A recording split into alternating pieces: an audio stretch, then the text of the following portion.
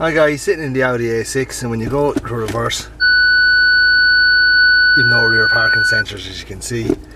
I checked this out before. I can't remember if I kept the footage or not with my diagnostic machine, and it's the rear buzzer, which is this little thing. It's not actually a parking sensor that's gone, it's the rear buzzer. So it's in behind the back seat. If I have the footage still of me checking with the diagnostic machine, I will stick it up here. I know it's this because I checked with the diagnostic machine to try and action this to make it make noise, and it wouldn't, as opposed to being a sensor issue or whatever. Okay. But guys, this is a right-hand drive car, and this is behind the driver.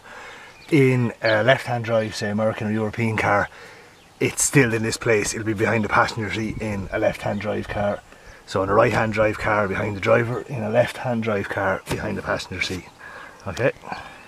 These sensors are located up in here. They're fairly cheap. You see them all over eBay and Amazon. I picked that one up on eBay, I think, but I'll drop links below if you want to check it out. So the first step is you want to remove this kind of seat bolster, seat side panel, whatever you want to call it. So just get it clipped in. So if you get your fingers in here, there you can feel it's gone already. I just don't want to, be careful there with your leather. That just pulled up. Oh, no scratching.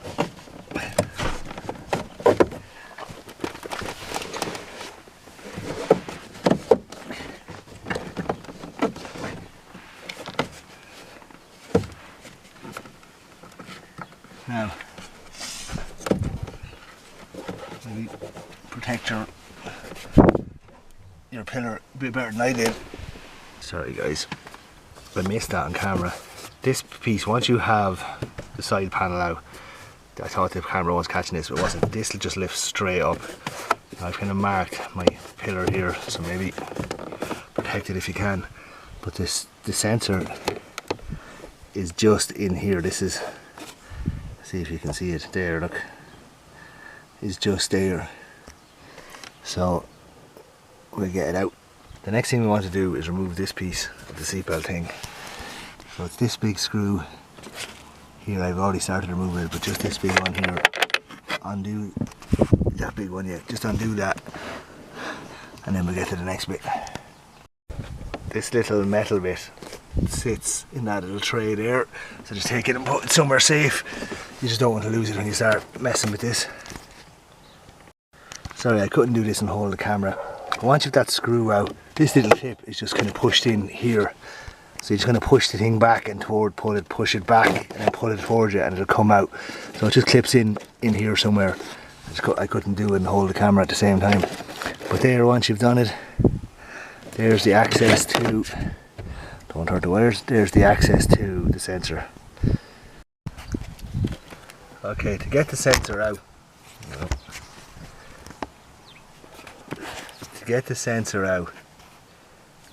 you're just pushing this little silver piece here.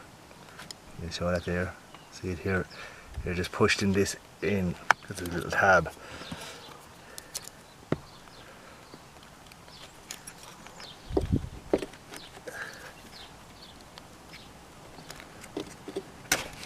And there's your sensor out. We'll stick the new one in, and I suppose the best thing is to test it before we put it back together.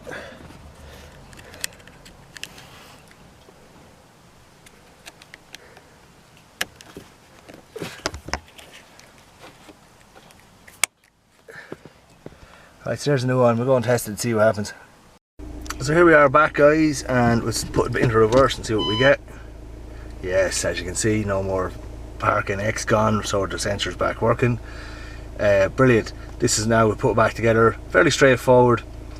I seen videos where guys were removing the seats and everything, and obviously it's not necessary. You can get it from what we just done.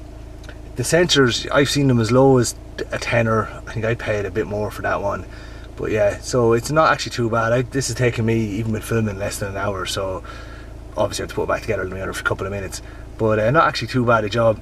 Okay guys, thanks for watching.